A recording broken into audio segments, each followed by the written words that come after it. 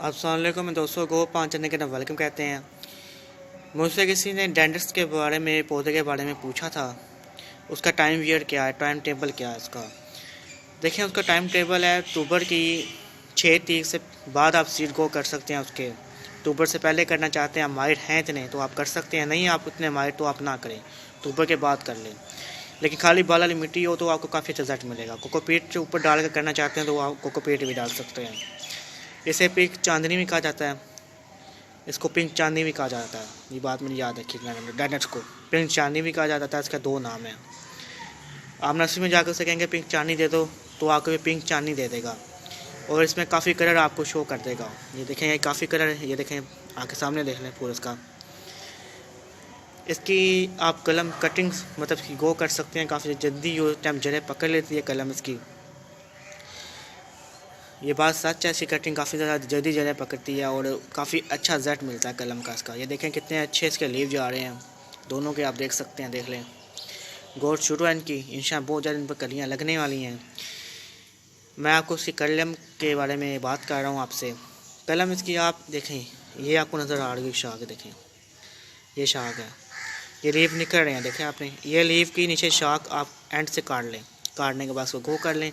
कैसे मैं आपको चेक करता हूँ एक कलम, ये देखें, ये देखें, ये कलम है ये मैंने काटी हुई है, देख लें। ये नीचे से मैंने साफ़ कर दिया। अब इसको हम गो कर देंगे इस जगह पर, ये देखें, ये जगह पर, ये देखें। इधर से हम इसको कलम को रख देंगे, रखने के बाद हम मिट्टी डाल देंगे। ये देखें, ये लग गई है। इसे अब पानी देना है अपने पास और इंशाल्लाह 14 दिन बाद नहीं तो 15 दिन बाद इंशाल्लाह ये चल चुकी होगी। जड़ें इसने पकड़ लेनी है और जड़ें पकड़ने के बाद इंशाल्लाह बहुत अच्छा रिजल्ट आपको देगी। ये जब जड़ें पकड़ लेगी तो उसके बाद 6-7 दिन बाद ये फूल उठा लेगी।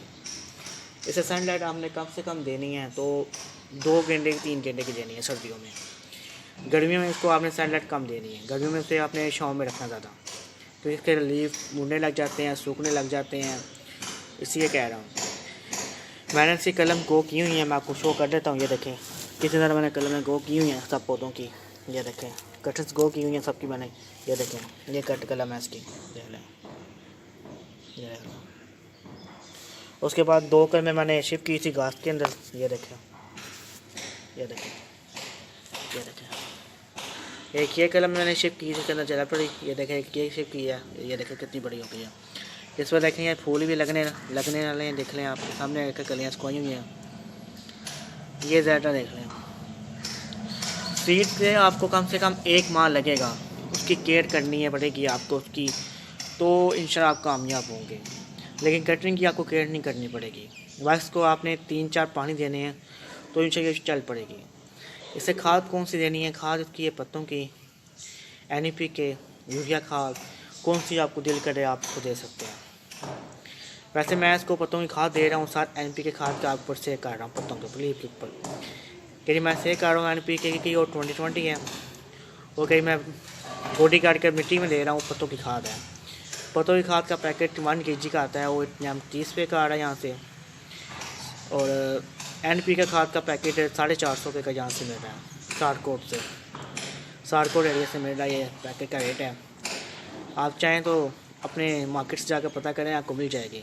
NPK मिल जाएगी और साथ पत्तों की खाद भी आपको मिल जाएगी, 6.5 मिल जाएगा पैकेट 1 kg का।